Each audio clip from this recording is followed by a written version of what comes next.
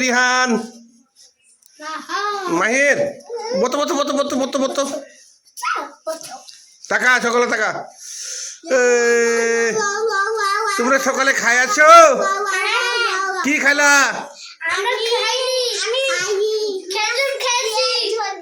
রিহান কি খাইছিস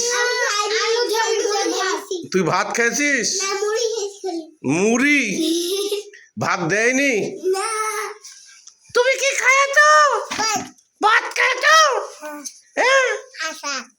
আসার দিয়ে ভাত খেয়েছো তুমি ভাত খাওনি